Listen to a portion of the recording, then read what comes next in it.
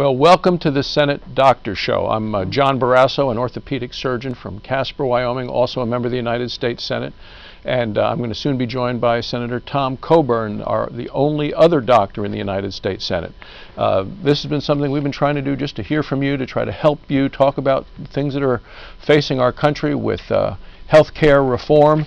And this is our second show. What we've done is had an opportunity for people to write, call, Twitter, Facebook, us all different ways, and we actually have a lot of questions. We're going to try to answer them. Let's go to the first question right now, and in a second I'll tell you how you can hear from us. And the first question came in at the end of the show last week, and it's an email from Georgia, and here it is. My mother battled cancer for 5 years before losing her fight in October of 2007. One thing I can say for certain is that our family has no regrets over the health care that was provided to her. She had access to prompt treatment, excellent doctors, and top-notch medical facilities under her insurance plan at the time. Under the new proposed plan, my mother's prognosis from the beginning would not have looked very good in a bureaucrat's cost-benefit analysis, and her course of treatment might have been altered, resulting in a much shorter, lower quality of life and prognosis. She ends by asking, how can Americans be sure under universal health care that our best interest or the best interest of our afflicted loved ones will always be first? Well, it's an excellent question, because health care is so personal. It is such a personal thing. It matters to you and to me and to our families. And I'm being joined now by Senator Coburn, who, welcome, Tom. We're answering a question from Georgia. From the healthcare market. Well, either that or surgery, one or the other. Appreciate your being here. Just answering this question from Georgia about a woman whose mother was diagnosed with cancer and who had excellent care. But her concern is, what would have happened under kind of a universal health care system where, in a cost-benefit analysis, it might not we've actually already looked at that. It's really interesting. In America, compared to Canada and Great Britain, you have a 40% greater chance of beating cancer than you do in those two countries. Today, with our current system. And if you look at the last 10 years, Americans, 1.2 million Americans are alive today who would not have been alive had they lived in one of those two countries. Under the quality, the treatment, the access to care, access to new technology, and access to drugs. And that's what you see happening. I mean, I look at this in terms of what happens if we have a government takeover of health care, if we have a government-run health care system where we become more like Canada, more like Britain. The care is not going to be there, and the results aren't going to be there. And this woman obviously benefited from our care system, but from a cost-benefit analysis would not have done as well. And let me share personally in that regard. I am a 2-time cancer survivor, both melanoma and colon cancer. And I can tell you, living in this country, especially with the melanoma a number of years back, the treatment that I received, I had about a 20% to 30% survival rate, 5 years. The treatment I received allowed me to go to medical school, to raise kids, and to get another cancer. But the fact is, I got diagnosed well and now have a great opportunity because of what we have created in this country in terms of intervention, in terms of people with cancer. So there's a remarkable difference in both treatment outcomes, but also availability. Even those who don't have insurance today, even though we're struggling, most of those people are getting the latest treatments. And my concern is we're going to destroy a system that works pretty darn well. It does. In an effort to try to improve it. We need improvement, we need reform, we need to make things better, more cost-effective. We need to cut the costs, and we can. 1 out of every $3 we spend today doesn't help anybody get well and doesn't prevent anybody from getting sick. But when you look at what's causing that, the federal government is causing a large portion of it. Well, we have now a video question coming in.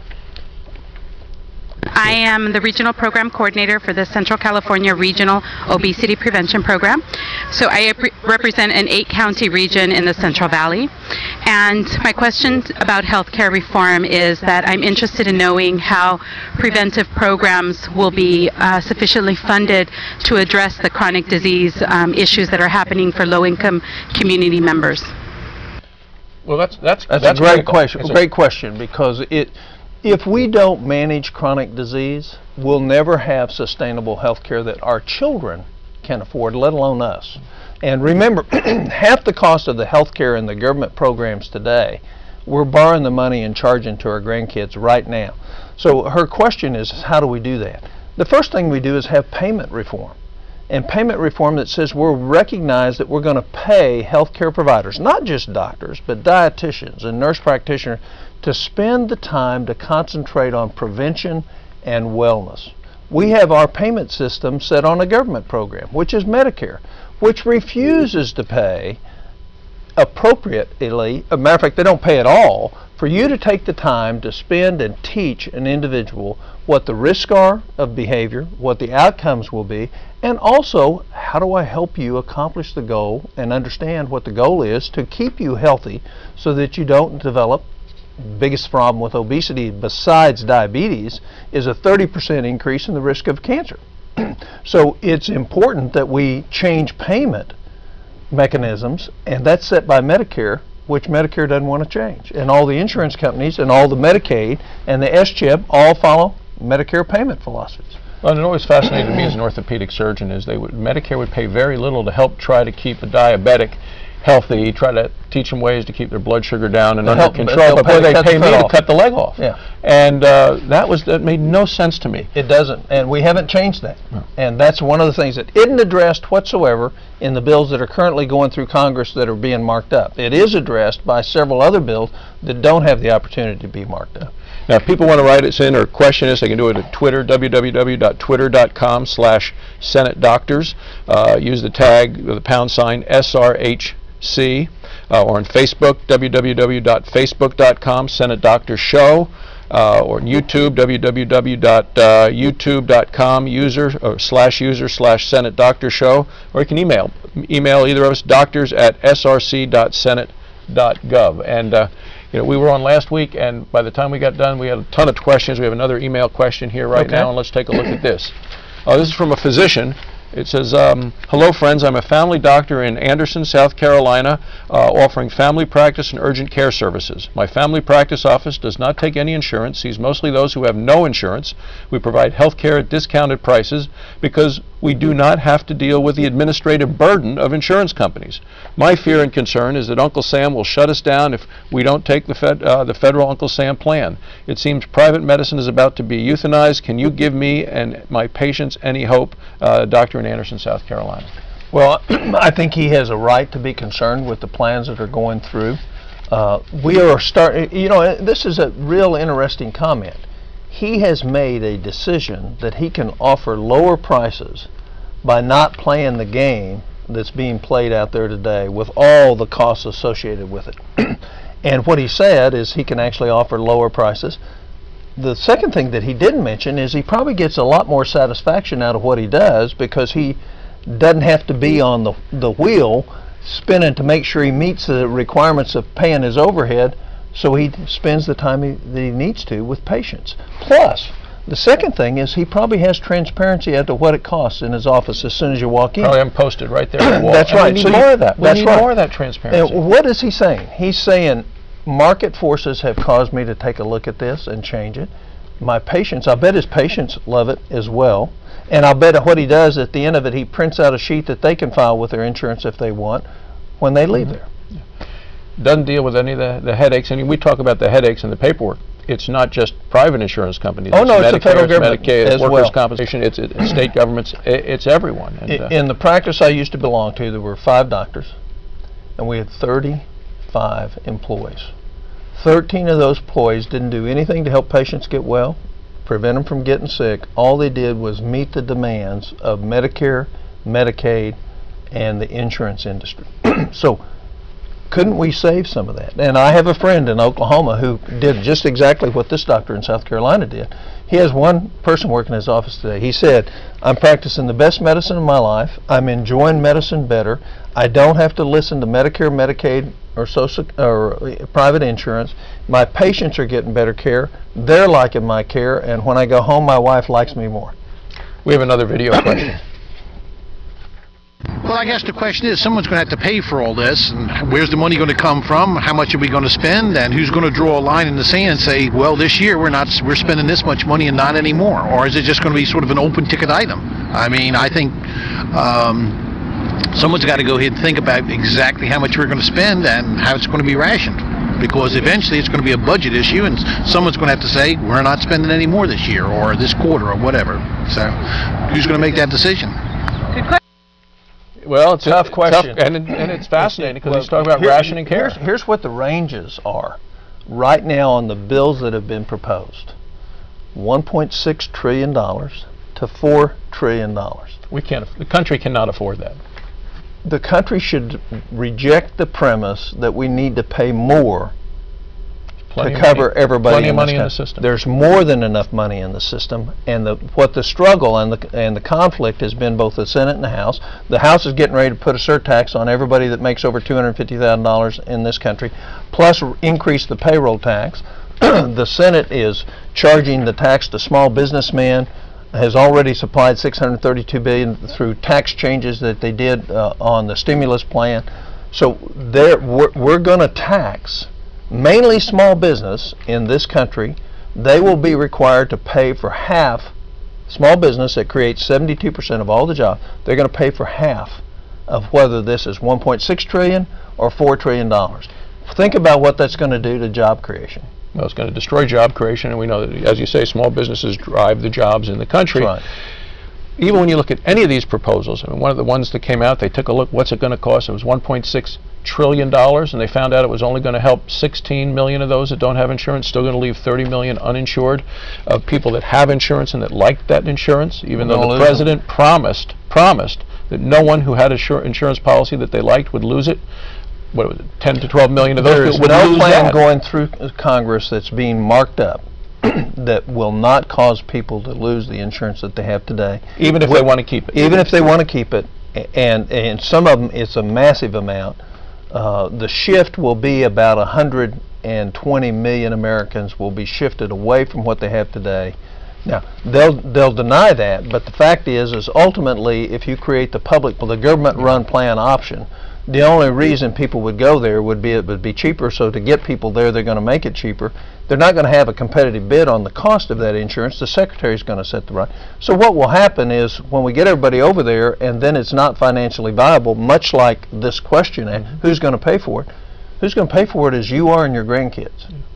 And what they did in Calgary in Canada with a similar situation is they just said, we're going to pay for 2,000 fewer cataract operations this year than we did last year. So there's another word for that. I think it's called rationing. And denial of care. That's right. And instead of taking it to care of people that were just losing their vision, they actually waited till people lost vision. Yeah. And then they said, we're just going to do the one eye because that's all they were willing to pay for. Right. So I think he asked a very, very thoughtful question, and he's been thinking about it. And I think a lot of people are based on these emails. But let's go back and reemphasize. We spend twice as much on health care in this country as any other per person as any other country in the world, with the exception of Switzerland, and they're about 30% below us. What makes us think we can't get a whole lot more efficient and more transparent so we can make better decisions about what things cost? That's number one. And number two is, how did we get there to where we have this confused system that's not transparent to people? And part of that is there has been a significant government role in that has confused the marketplace, and we've disconnected the purchase of health care from the cost of health care. And quite frankly, Americans, the only way we're going to solve this problem is if we make good economic decisions individually as well as at the Congress. I have a lot more confidence that you will than we will. Well, they do. And people, I think, are very wise when it has to do with their own dollars. But when they're spending money that is not necessarily their own, whether it's government money, insurance company money, they don't focus on it the same way we do when it's our own money. I agree. And we have another question. I think this was one that came in from Facebook. Is that right? Yes. It says, doctors, I just graduated from college in May, was immediately kicked off my parents' health insurance plan. Money is always an issue for any college graduate, especially now with this economy. I was just wondering if you thought the Democrats' plan would make health insurance costs go up. Well, I think there's no question it will. We know that the total cost at a minimum is going to be $1.6 trillion that we're going to have to pick up the plan. The costs are going to go up one or two ways. Either your health insurance premium is going to go up, and it's been increasing, and this is an important point. This young college graduate will pay $1,800 a year, higher premiums, because Medicare, Medicaid, S-CHIP does not pay what it costs to care for the people we've already guaranteed under a government program that we'll care for. So you pay three taxes. You pay a Medicare tax on every dollar that you earn, and your employer pays that. That's 1.45%.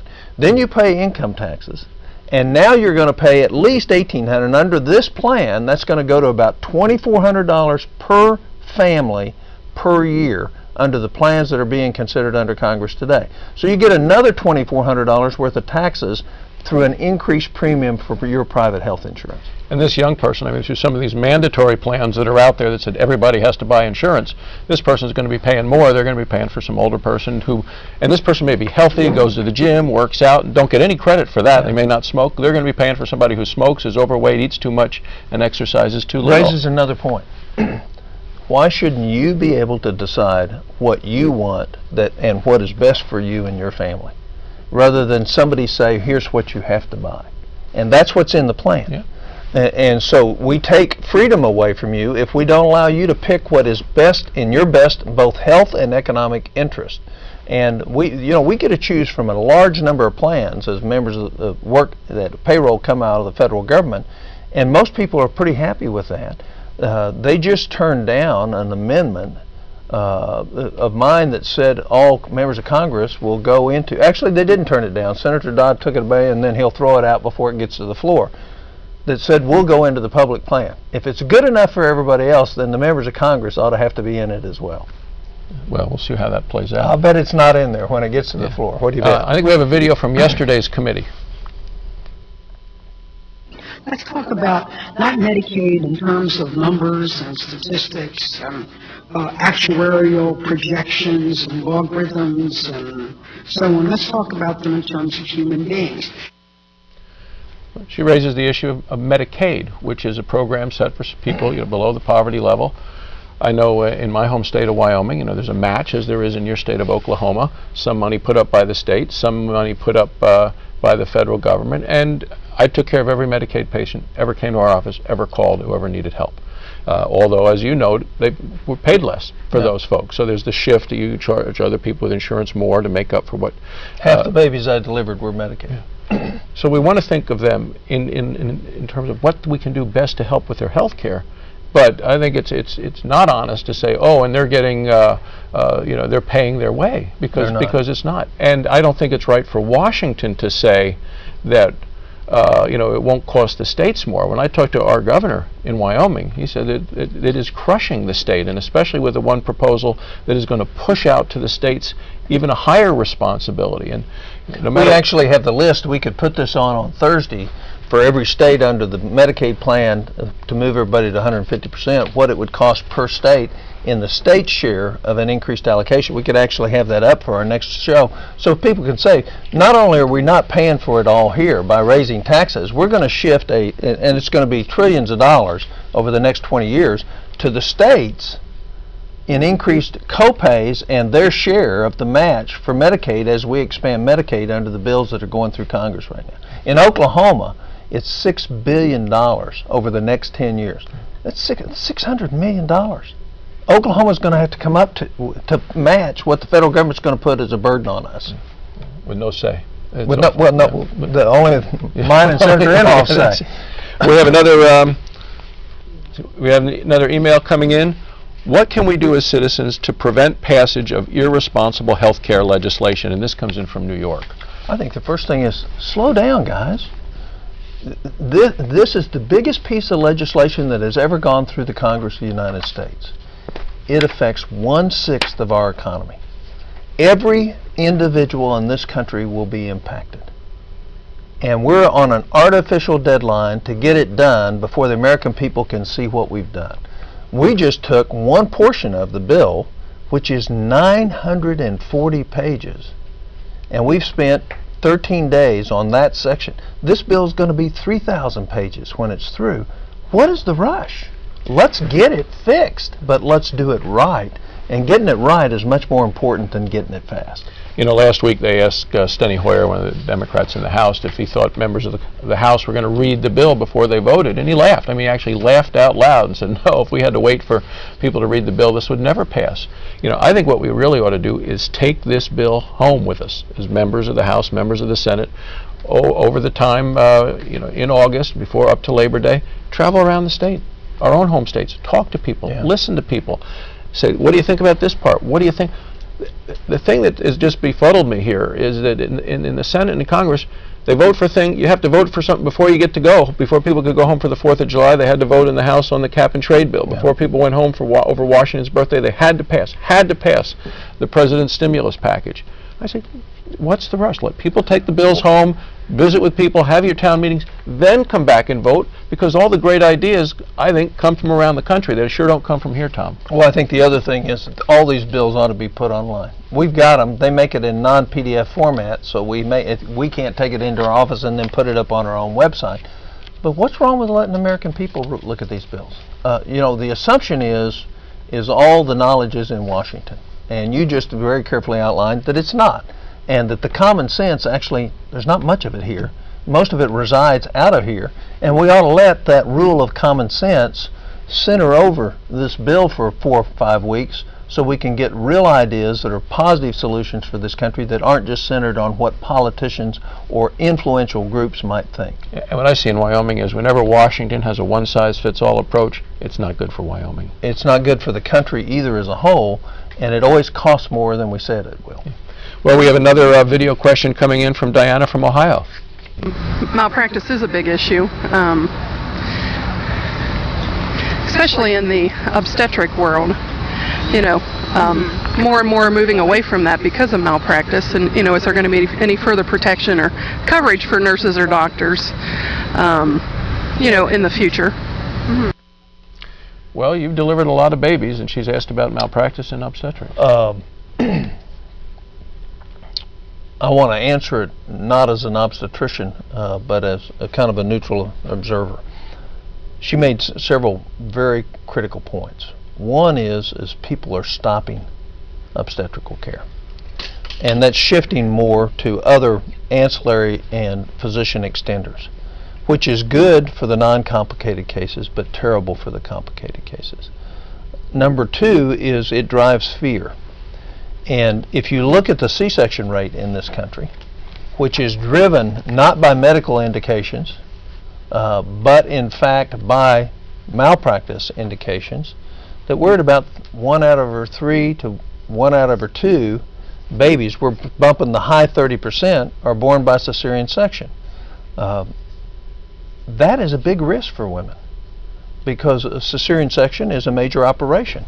And if you can have a baby vaginally, and you can do that well with good indications and not thinking you're going to get sued. I know this personally as a physician.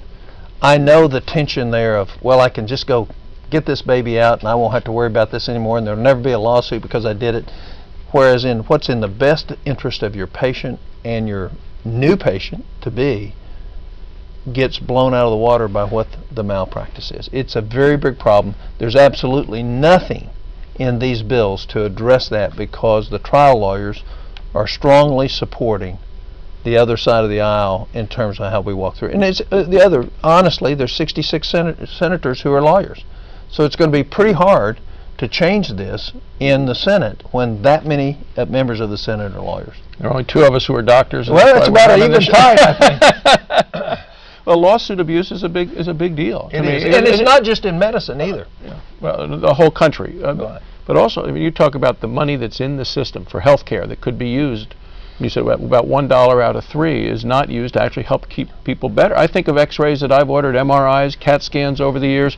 Were they treating me or the patient? I just wanted to make sure it wasn't that 1 in a million case, and I didn't want to miss something, mostly for fear of a lawsuit. So you went the extra mile with the technology, which really costs us a lot of money. Yeah. What we do know is doctors order $180 billion worth of tests a year that nobody needs. And they're not doing it to put money in their pocket. They're doing it to prevent somebody saying, why didn't you do this, doctor? When in fact there's no indications. The patient gave you no indications. And it's where we think medicine's all science when it's not. It's 40% art, 60% science. And we're not right all the time. But what we have to be is being an inquirer of our patient. We've got to have the time to do that. And we have a medical system today that says you can't do that. You don't have time because you can't pay your bills based on the reimbursement from the government programs. Fascinating. If any people want to reach us, we can do it at www.twitter.com/Senate Doctors. Use the pound SRHC. Facebook, www.facebook.com/Senate Doctors Show. We're going to be back Thursday. This has been terrific. I mean, this is a great chance for us. You've been a patient. My wife's a breast cancer survivor. Mother-in-law who's on oxygen, on Medicare. I mean, we live these things just as patients personally, and then we've seen it from the other side, practicing medicine. We come from communities where we know people. We go home a lot. I'm home every weekend, talk to people on the streets, and people I've talked to in Wyoming say, this is great, keep doing it. I think it's been magnificent. Please email us, call us, write, get to us, email doctors@src.senate.gov. We'll be back Thursday, same time. Thank you.